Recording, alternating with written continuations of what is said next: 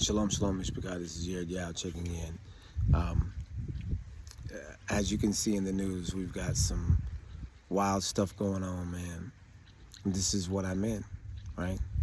So when we were in America, you know, the crap hit the fan, and we definitely thought that we were going to end up being stuck there because there was going to be some sort of incident, some sort of international incident or internal incident, right? And so, sure enough, when we touched down, Charlie Kirk, right? A few days after we touched down, Charlie Kirk, right? And then the whole country is in an uproar because of this event, right? People are being radicalized towards Trump and towards this new style neo-Nazi fascism, whatever they've got, government that's in power, this neo-white supremacist government, right? So people are being radicalized towards that position, and we're there. We're in the middle of it. And so, it's just like, wow, we spent all this money and all this sweat equity, and here we are in the midst of the Civil War, right? We didn't make it. But it subsided, the anxiety, right? The national anxiety about, this event with Charlie Kirk subsided. And it didn't grow into anything grander than just really some strange theatrics from Erica Kirk, right? And so we get that, even though the sentiment is all over, right? People were preaching Charlie Kirk. People still got posters, and Charlie Kirk has become a meme now. So that sentiment is like installed, because it's like a program. It's like the Matrix when you go into, the program, and you can learn how to fly a helicopter in so much time. It's like that. They're feeding you this concept that is anchored in your brain through a sacrifice, and it steers you towards this wild and ultimately white supremacist doctrine, right? So that's what we're dealing with when we're there, and we see it happening in real time. We see the conspiracy surrounding it, and again, but it subsides, right? And so we leave again, and we've been back here for about a month now, and and here we go. Brand new year, the very beginning of the new year. Trump starts it off with an invasion, you guys, with an invasion. Do you see what I'm saying? And so in the meantime, in between time, I've been on the Clubhouse app, and it's it's been cool, and there's some cool people on there, and I've actually learned a lot from my time being on there. But to be honest with you, nobody on the app is dealing with prophecy correctly, right? Nobody, and it gives you the the feeling that people are out of touch with what is actually going on. So you've got today an invasion by your president to a democratically elected republic in another country that has nothing to do with your country today. And people are still arguing about intricacies and in doctrine, and debating about the nature of Elohim, when there's no way that you will be able to know the nature of Elohim. Debating on these things when the world is literally on fire in front of you, right? Literally on fire in front of you. Your president has just invaded a sovereign nation and bombed the main city and kidnapped the president of that nation and took him to America. It's wild. People are on to their daily business, and your president just exposed himself as a neo-Nazi authoritarian dictator. He just went into a sovereign nation and took it over in front of your eyes in the span of 2 days, y'all. He went into Venezuela and took it over in 2 days and said, "This is mine." Do you understand that that's a big deal? Do you understand that that's what Hitler was doing? He was just going into sovereign nations and saying, "This belongs to us." That's what he was doing, right? And we've seen plays, right? With Iraq, the Iraq war. That was a play, right? Because we were reeling from 9/11, because they presented weapons of mass destruction as evidence, we went to war and terrorized the people of Iraq, even though there were no weapons of mass destruction, even though the 9/11 terrorist attack was done by the Ashkenazim, and everybody knows it. It gave us the excuse back then, when we didn't know, to go to war, right? So now, no excuse whatsoever. Maybe the flimsy, drugs. Do you see what I'm saying? A few boats in the Mediterranean. You see, not Mediterranean, in the, what is it? The Atlantic. Is it the Atlantic Ocean? So a few bombs, a few boats, a few drug boats, and that's it. And now we're at war and we've taken the country over. That's it. Do you see what I'm saying? The flimsiest of excuse, right? And so you can't say, okay, well, this is a brand new thing, America taking over countries. But it is when it's outright. There's no sort of need to even say anything. Do you see what I'm saying? No need to say anything. Oh, we're taking this country. We run this country now. Do you understand what I'm saying? And so here's the crazy part. Why? Why not run it in secret like you've been doing, right? Because we know that America has partnerships with a lot of these third world nations, places like Venezuela. Why come out in the public and brazenly take it over when you probably had access to most of what they got in the black market anyway? And so here's a couple of things that I've seen about Venezuela in the past couple days. Maduro, the president, is Jewish. What? He's Jewish? The president of Venezuela is Jewish? Do you see what I'm saying? So that adds an element of foreknowledge. Do you see what I mean? Because anytime you see any Jewish anything, right? And I'm not talking about Israelite or Hebrew or Yahudi, which is what we are, if you know the difference. I'm talking about Jewish. I'm talking about what they are, what they claim and believe. Do you see what I'm saying? The anti-Israelite. I'm talking about that. So whenever you see that, think foreknowledge, because they let their people know what's going on before it happens, because they've orchestrated it, right? So since the president is Jewish, it means he had to know that this was getting ready to happen, and he's surrendering himself in some sort of bargain deal that gives up power to America. Do you see what I'm saying? Even though this is probably the nature of the relationship that they had anyway, now they're outright doing it publicly. So now the United States is in charge of Venezuela. They're not even replacing the president right now. He said, we will run. This is what Trump is saying. We will run Venezuela. And so, you guys, this is 2026. This is the very beginning of the year. This is not a mistake or some sort of coincidence that it's timed this way. It's timed this way on purpose, because this year appears to be the takeover year. Do you understand what I'm saying? This is the very first nation that we are taking over this year. It appears that there will be more. Do you see what I mean, you guys? these people are talking about. And this is where the prophecies are so important to understand, because you're not recognizing what's happening.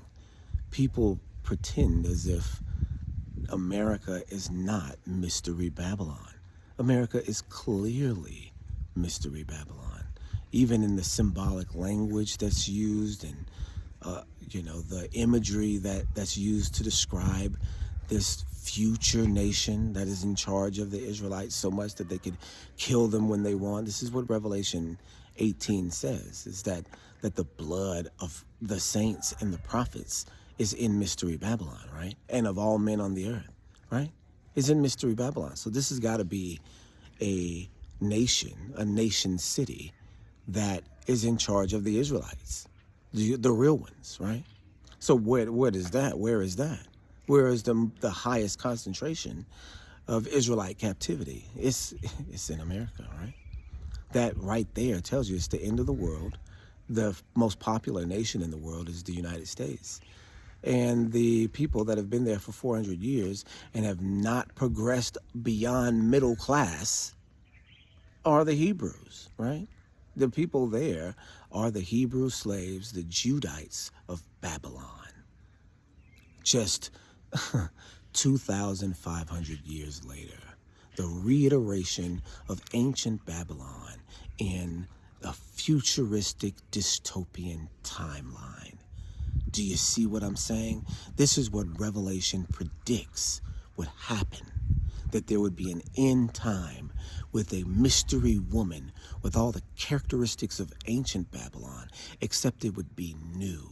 And it would be a woman that's riding another beast, another wave. And this woman would have the ability to deceive the world, would be the source of the sorcery of the world. This is what Revelation 18 says. This woman will be the source of the economy of the world, the commerce of the world. This is what Revelation 18 says. This woman would also have a cup in her hand. So Revelation 17 says, this woman would also be dressed in white linen,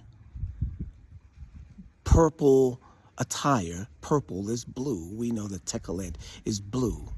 And scarlet attire. That's red, white, and blue, y'all. That's white, blue, and red, actually. Backwards. White, blue, and red. As in red, white, and blue, right?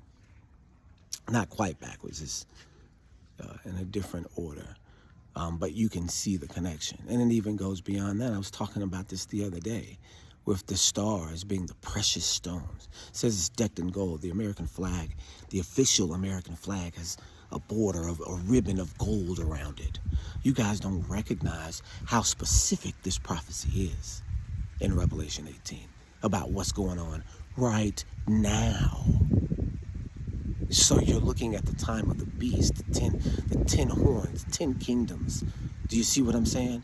And if you look at the maps, they're trying to build 10 kingdoms. They're trying to build 10 kingdoms.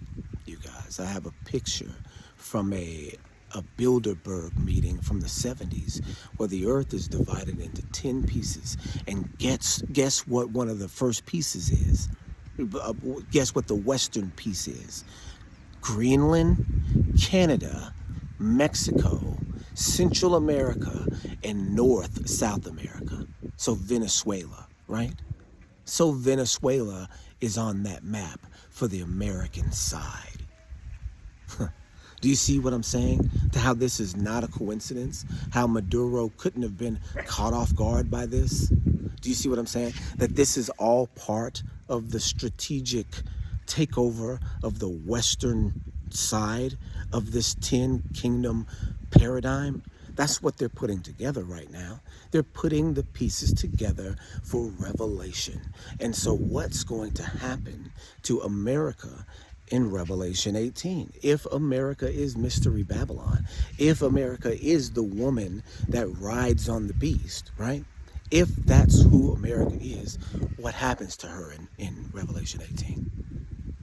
The beast destroys her, right? The beast tears her apart. The beast that she's riding on, the other 10 nations, tear America apart. Do you understand that? So that's going to happen. Do you see what I mean? There's no way around that not happening. That's what's going to happen. You understand what I'm saying? That's what's absolutely going to happen.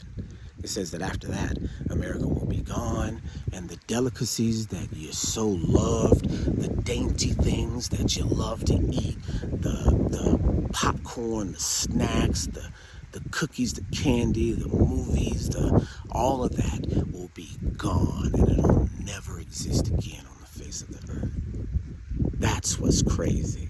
That the things that your soul desires will be gone.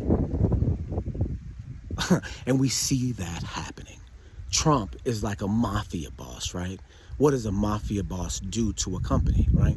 If you guys ever watched The Sopranos, in my past life, I watched The Sopranos, right?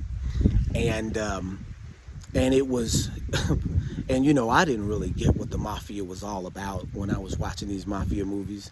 You never really quite understand the dynamics of the extortion, right? You think it's just these two tough guys, pay up, pay your protection money.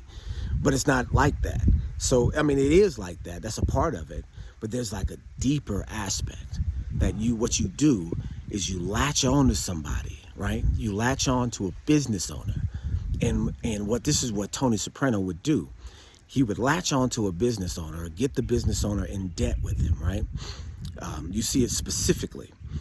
And that business owner will then come up with some scam so that they can run their credit, right, in order to pay back this loan, right? But you'll never pay the loan back because this is a gangster. Now he's you're in his pocket. So he's always going to be coming. Every week he's going to be coming, right? Okay, I need this much every week now. And so he continues to do that. And so this is what I think he was buying plane tickets and selling these. He's buying plane tickets on the company card with the credit card and then selling the plane tickets on the black market and then, making the money. And this is how he's paying Soprano back for his gambling debts, right? And so he's like, I can't keep doing this. I'm going to ruin my credit. And then, I'm not going to have a business anymore.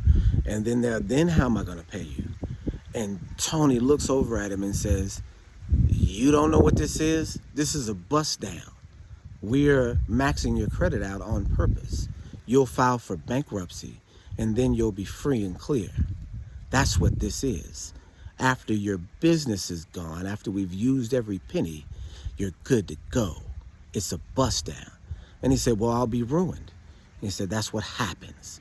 It's a bust down. And so that blew my mind. I said, dang, so they just really making the whole process known to you. Do you see what I'm saying? Where you can just, destroy a country that's the analogy. Or you can destroy a person by maxing their credit out so that they have no further means by which to handle their assets, right? And so they have to file for bankruptcy, and then their assets go to be liquidated so that they can recover eventually from this debt, right? That's the way that it works, right? Isn't it what's going on in America? Aren't things being maxed out? Isn't movement and planning and building right now being maxed out? Isn't America leveraging Social Security and benefits for the elderly and all that for the innovation and technology that we're supposed to be,